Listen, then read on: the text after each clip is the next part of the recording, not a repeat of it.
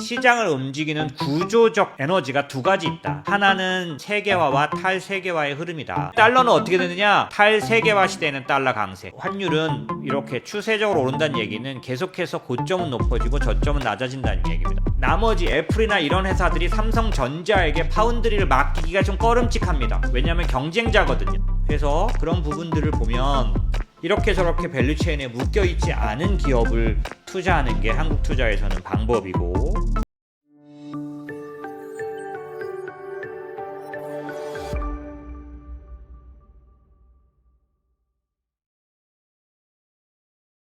환율에 관련돼서 얘기를 좀 드려야 되는데요.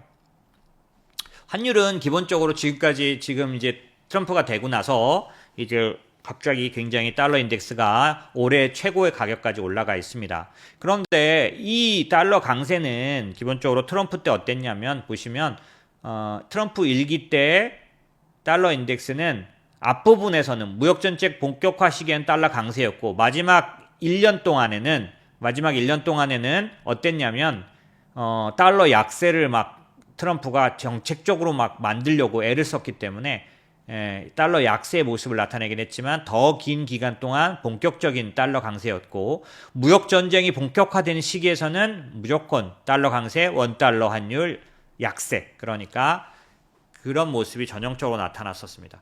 그런데 이걸 좀 정리해 보자면 오늘은 제가 시간이 좀 간 관계로 자세히 설명을 못 드리는데 저는 인모스트는 어떤 얘기를 늘 해왔냐면 시장을 움직이는 구조적 에너지가 두 가지 있다. 구조적 변화가 두 개 있다. 하나는 경기 순환이 시장의 사이클을 바꿔놓는다. 경기 순환 사이클. 그러니까 경기가 나빠지냐 좋아지냐 유동성이 높아지냐 낮아 이거다. 또 하나는 뭐냐면 구조적 성장이라는 어떤 흐름이 있는데 이 구조적 성장이 뭐냐? 이게 바로 세계화와 탈세계화의 흐름이다. 그래서 탈세계화 될 때 기술주의 시대가 온다. 이런 얘기를 계속 강조해 왔습니다. 그래서 제가 썼던 책 투자의 지도에 보면 투자 사이클은 순환적 사이클, 봄, 여름, 가을, 겨울 같은 계절이 있지만 또 하나의 구조적 사이클이 있는데 그게 세계화, 탈세계화. 브레튼 우즈 붕괴되면서 탈세계화. 그 다음에 다시 1990년대 후반부터 중국이 WTO에 들어오면서 세계화. 그러다가 이번에 다시 코로나 오고 이러면서 탈세계화로 들어갔죠. 보면 달러는 어떻게 되느냐? 세계화 시대에는 달러 약세, 탈세계화 시대에는 달러 강세. 이렇게만 기억하시면 됩니다. 지금 탈세계화 시대입니까? 달러 강세. 세계화 시대는 1990년부터 2008년 금융위기 때까지 이때를 전형적인 세계화 시대였죠. 이때 달러 약세. 원달러에 대해서 지난번에 제가 한번 말씀드렸습니다. 원달러 환율이 1,400원 막 얘기하고 추세적으로 상승한다고 생각한다. 저는 그렇게 말했었습니다. 근데 갑자기 여기까지 떨어지니까 엄청난 저항이 부닥쳤어요. 사람들이 저한테 마구 이제 비난하기 시작했어요. 예. 그런데 저는 여전히 이게 이상현상이었다고 생각합니다. 여기는 뭐라고 써있냐면 WGBI 글로벌 본드 인덱스, 그러니까 세계 글로벌 채권 지수에 한국이 편입되면서 좀 외국인이 이때 한국 채권 어마어마하게 샀거든요. 저희는 요거 편입되는 거 보고서 팔았는데 국내 채권은 한국의 여러 가지 경쟁력을 환율이 반영합니다. 한국이 지금 경제적으로 상당히 어렵다는 걸 환율이 반영합니다. 정상이죠? 그렇죠? 원래대로 하면 그래야 되죠. 미국만 안 그렇습니다. 미국만 금융위기 때 미국이 어려워졌는데 미국 은행 위기인데 이때 달러가 강세를 나타냅니다. 미친 거죠. 예, 비정상입니다. 그거 조작된 거죠. 그러나 패권 국가니까 기축통화국이니까 아주 공식적이고 강력한 조작이라 제가 조작이라고 해봤자 소용이 없습니다. 그래서 기본적으로 환율은 이렇게 추세적으로 오른다는 얘기는 계속해서 고점은 높아지고 저점은 낮아진다는 얘기입니다. 내려와도 1,300원대까지 막 이렇게 이제 되는 그런 상황이 올 수 있다고 저는 생각합니다. 그래서 지금 제가 말씀드린 것처럼 그런 부분들을 참고하셨으면 하고요. 아까 제가 말씀드린 것처럼 한국이 그러면 왜 환율적인 어려움들이 있느냐라는 그런 부분들이 있는데 한국 주식시장 관련해서 약간 의견을 드려야 되다 보니 이제 어려운 얘기를 좀 드려야 됩니다. 무슨 얘기냐면 삼성전자의 의견을 제가 외부에 출연을 해서도 의견을 이제 질문을 주면 질문을 제가 안 하겠다고 여러 번 해왔습니다. 왜냐하면 저는 미국 쪽 하는 사람이라 국내도 잘 모르고 이렇게 핑계를 대긴 했지만 삼성전자 관련된 의견을 내면 이 의견이 굉장히 오해를 일으키기 때문에 잘 의견을 내지 못했었죠. 그리고 지금도 생각은 똑같습니다. 여러분에게 뭐 제가 굳이 그럴 필요가 있나라고 생각이 드는데 지금은 이제 시장에 대해서 전체적으로 리셋을 하는 국면이기 때문에 국내 시장이 어떤 이치를 갖고 있는지를 말씀드릴 수밖에 없는 부분이 있어서 말씀을 드리면 저는 두 가지에서 한국 시장이 실패했다고 봅니다. 이제 지금 지수가 제일 낮은데요. 이게 뭐 나쁜데 더 나쁘다는 거 아니고 지금은 이제 사실은 저점을 찍었기 때문에 반등은 나올 거라고 봅니다. 그러나 상당한 업사이드가 나오긴 어려운 상황을 두 가지 갖고 있다고 생각하고 있습니다. 이게 첫 번째 가장 큰 거 여러분이 와닿는 얘기부터 드리죠. 상반기에 외국인들이 코스피를 순매수했습니다. 22조인데 상반기 22조 6개월 동안 22조면 제가 주식시장 한국 주식시장 들어온 이래로 상반기 동안 산 양이 가장 강력합니다. 저는 놀랬습니다. 그래서 그때 마음속으로 내심 어떤 생각을 했냐면 이건 밸류업 때문이다 라고 생각했습니다. 그래서 하반기에 나도 한국의 밸류업이 어떤 의한 수혜를 조금은 받아야 되겠다 생각해서 ETF 포트폴리오 안에 국내에 종목이 들어가 있는 한 종목을 가져갔습니다. 그 종목을 지난달에 리밸런싱 했습니다. 바꿨습니다. 똑같은 업종인데 미국의 그 기업을 투자하는 한국에 설정돼 있지만 바꿨어요.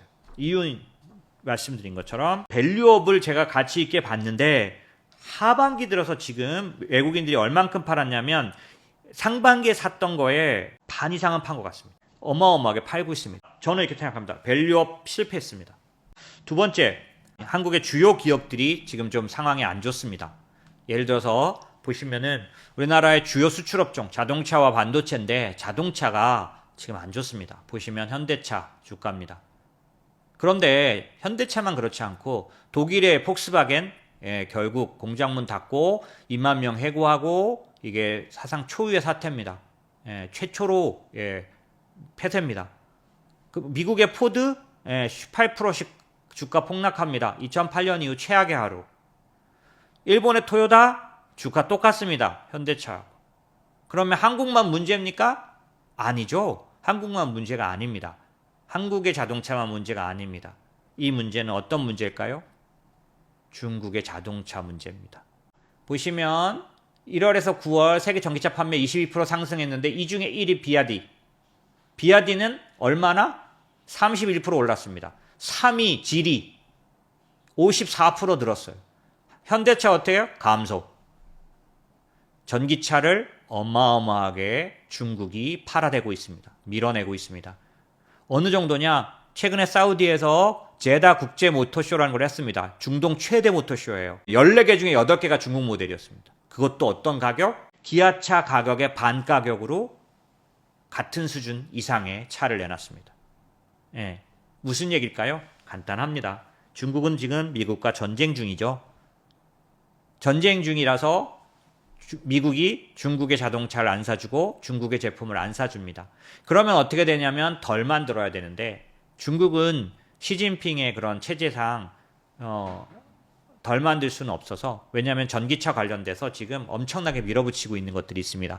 그러다 보니까 어떻게 하냐면 싸게 팔 수밖에 없는 거예요. 밀어내야 됩니다. 무조건 지금 중국은 공급 과잉입니다. 공급 과잉 시장이 중국처럼 거대할 경우 전 세계적으로 어떤 영향을 가져오냐면 현대차가 파는 가격의 반 가격에 중국 더 성능 좋은 중국 전기차가 나갑니다. 왜냐하면 중국은 계속해서 경쟁을 해왔기 때문에 어떠냐면 현대차가 40개월 걸쳐서 한 대를 만들어내는데 중국은 20개월이면 한 대를 만들어냅니다. 훨씬 더 비용이 적게 들어간다는 얘기죠. 이 비용이 적게 들어가는 중국차가 전 세계를 다 초토화시키는 동안 자동차 회사는 다 나자빠지게 돼 있는 거죠. 그걸 막을 겁니다. 유럽도 이번에 40% 관세를 때렸어요. 중국에 대해서. 다 그렇게 할 겁니다. 그러면 어디로 갈까요? 중동으로 갈 겁니다. 아프리카로 갈 겁니다. 결국에는 중동과 아프리카의 현대차 시장을 말아먹게 될 겁니다. 이 현대차가 사우디아라비아에서 한 2위, 3위쯤 할걸요? 어찌됐든 점유율을 이번에 바로 따라잡았습니다. 이게 현대차의 어려움입니다. 그러면 현대차만 아플까요? 아니요. 현대차의 벤더들이 다 같이 안 좋습니다. 그렇기 때문에 한국의 주도 업종이 하나가 중국의 이게 하루 이틀 일일까요? 아니요. 미국과 중국의 패권 전쟁은 거의 10년간 벌어집니다. 또 트럼프가 되면 어떻게 될까요? 더 심각하게 됩니다. 그래서 자동차가 훨씬 더 빠집니다. 그리고 쉽게 좋아질 수 없는 상황입니다. 왜? 자, 현대차가 나빠서니까? 아니요. 폭스바겐, 도요타, 푸드 다 똑같다니까요? 얘들이 나빠서요. 얘들이 살려고 나머지를 죽이는 시장의 법칙이 드러나게 되어 있기 때문에 현대차의 문제가 아니에요. 현대차의 밸류체인들이 모두가 다 몸살을 앓을 수밖에 없습니다. 두 번째, 삼성전자. 삼성전자는 지금 한국의 지수를 다 끌어내리는 게 삼성전자일 수밖에 없죠. 왜냐하면 외국인들이 삼성전자만 파는데 보시면 실제 그렇습니다. 삼성전자를 빼고 나머지 코스피 200 중에 199 종목만 하면 올랐어요. 한 7% 정도. 이건 지금은 조금 모르겠는데 얼마 전까지는 플러스 났었습니다. 삼성전자도 딱 빼고 나머지 199 종목으로 하면 플러스. 삼성전자 넣으면 마이너스 72%. 삼성전자 마이너스 30% 이렇게 돼 있는 거죠. 이렇게 된 이유가 뭐냐라는 거죠. HBM이냐? 아니라는 겁니다. 자, 보시면 이제 아주 빠르게 말씀드릴 겁니다. 이게 제가 생각하는 삼성전자의 상황인데요. 삼성전자는 매출이 정체됐습니다. 13년간 매출이 정체돼 있어요. 그럼 다른 데도 그럴까요? 아니요. 엔비디아, TSMC, AMD, 브로드컴 매출이 계속 올라갑니다. 예, 올라갑니다. 삼성전자 자체만 볼까요? 삼성전자가 그 덩치가 큰 삼성전자도 계속해서 매출이 성장해 왔습니다. 2013년 이래로 옆으로 갑니다. 이랬던 적은 이렇게 장기였던 적은 한 번도 없습니다. 뭐가 문제가 있습니다. 그 다음에 시가총액 볼까요? 2015년도에 삼성전자가 TSMC와 브로드컴과 ASM 얘네들하고 어땠는지 아시죠? 이때 2015년도에 삼성전자는요, 이 두 개 회사를 엔비디아와 브로드컴과 ASM 얘네를 회사 두 개를 한 번에 살 수 있었어요. 시가총액으로 이렇게 이미 2015년도에 최고의 시가총액을 찍었습니다. 지금 어떻게 됐나요? 지금 엔비디아의 몇 배인가요? 이게 몇 분의 1인가요? 다 컸습니다. 다 모두 커졌는데 삼성전자만 그대로입니다. 왜 그럴까요? 호딩, 캐시. 무슨 얘기냐면 들고 있는 현금이 너무 크다는 건. 이거 2013년도에 얘기한 거라 옛날 얘기인데요. 사실인 것 같습니다. 예, 너무 현금을 들고 갔다. 왜? 조사를 해봤더니요. 덩치가 큰 다음에는 기술로 성장하는 게 아니라 M&A로 성장할 수밖에 없다고 지나간 100년 동안 미국 기업에서 결론이 내려졌습니다. 덩치가 커진 기업은 시대를 바꿔놓는 기술을 가진 기업을 M&A 함으로 해서 매출이 계속 성장해야 합니다. 보시면 이렇게 혁신적인 기업들도 매출이 계속 올라갑니다. 이게 진정한 성장주입니다. 삼성전자는 성장주가 아닌지 오래됐죠. 가치주가 된 지 오래됐습니다. 그런데 그 가치조차도 어려움이 좀 있습니다. 보시면 의사결정에 실패한 것 같습니다. 무슨 얘기냐면 삼성전자가 파운드리 사업에다가 171조를 투자하겠다고 했고 실제로 투자했습니다. 그런데 그 171조를 발표했던 21년도에 파운드리 점유율을 삼성전자가 전 세계에서 17.3%를 가져왔는데 171조를 집어넣고 난 지금은 11.3%로 떨어졌어요.